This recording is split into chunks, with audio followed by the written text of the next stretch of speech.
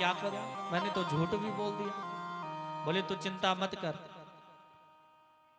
मेरा इस बार बेटा होने वाला है, मैं गर्भवती हूं, मेरे घर में संतान होने वाली है, जो मेरा पति ला करके तुझे दे देगा, और तो उनको कुछ धन दे देना, वो थोड़ा लालची स्वभाव के हैं, और इस फल की चिंता मत कर।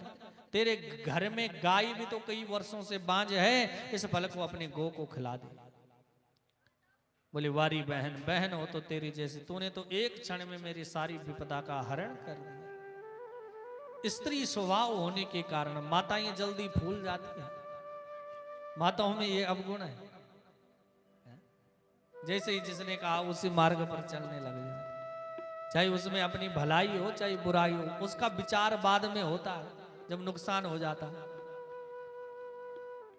आज इसने ऐसे ही नाटक किया, और महाराज कुछ समय बाद इसकी बहन के यहाँ बच्चा हुआ, बच्चे में भी पुत्र हुआ, इसके पति ने यहाँ ला करके दिया और उसको धन दे करके वापस भेजा। धुंधली आज चिल्लाई, महाराज मुझे संतान हुई है। आत्मदेव जी तो आज प्रसन्न हो गए, जैसे किसी व्यक्ति को अपना खोया हुआ धन फिर मिल गया हो, ऐसे आज प्रसन्न हो गए। बच्चे का नामकरण सोच रहे हैं, मेरा बच्चा बहुत साल बाद हुआ है, संत के दिए हुए प्रसाद से हुआ है, इसलिए अपने बच्चे का कुछ अच्छा नाम रखूंगा। धुंधली ने बोला क्या सोच रहे हो? बोले इसका नाम सोच रहा हूं। धुंधली ने कहा अच्छा, 9 महीने तक गर्भ में मैंने रखा और नाम रखने के लिए तुम आ गए? बोली देवी इसमें कौन सी बड़ी बात है, अरे तुम्हें अगर कोई नाम रखना है तो तुम कुछ अच्छा सा नाम रख दो। धुंधली ने कहा मेरा नाम धुंधली तो मेरे पुत्र का नाम धुंधकारी होना चाहिए, और बच्चे का नाम आज क्या रख दिया? धुंधकारी रख दिया। इसके ठीक 3 महीने बाद जिस गौ माता को संत का दिया हुआ प्रसाद खिलाया था, उसने भी एक मनुष्य पुत्र को जन्म दिया। त्रिमासे निर्गते चाथ साधेनो सुसुवीर भकम सर्वांग सुंदरम दिव्यम निर्मलम कनक प्रभम। वो बच्चा कैसा है? सर्वांग से सुंदर है, उसका सारा शरीर तो मनुष्यों के जैसे है, लेकिन कान जो है वो गो के समान है।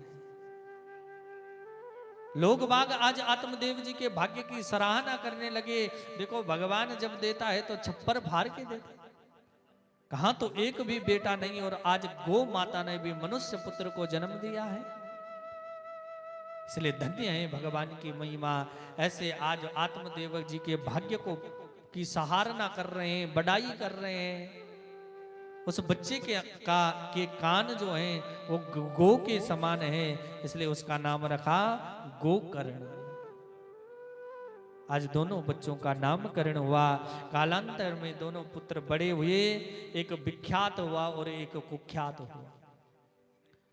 गोकर्ण जी महाराज जो हैं वो आत्मज्ञानी हुए, क्योंकि संत के दिए हुए प्रसाद का वो फल है। और धुंधकारी दुष्ट निकला, इतना दुष्ट निकला, घर में चोरी डकैती मार कूट, घर का सामान बाजार में बेचने के लिए ले जाता है, मां बाप को सताता है। और एक दिन ऐसा आया जब पिताजी ने थोड़ा रोकना टोकना प्रारंभ किया तो उसके मुंह से छूट गया, पिताजी ज्यादा रोक टोक करोगे तो मार खाने में भी देर नहीं लगेगी। अपने पिताजी पर आज हाथ उठाया तो अब समझ में आया मैं क्या करूं, कहां जाऊं, कौन मेरा दुख सुने। क्व तिष्ठामि क्व गच्छामि को मे दुखम व्यपोहये प्राणास्त्यजामि दुखेन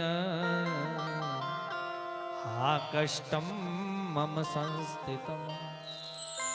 मैं कहां जाऊं, कौन मेरा दुख सुनेगा। आज मुझे लगता है कि मुझे अब मरना पड़ेगा। इसलिए अपने बच्चों का नाम अच्छा रखना चाहिए। जथा नाम तथा गुण होता है।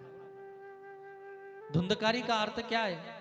धुम धुम धुम कलहम कार्यति करोति यासा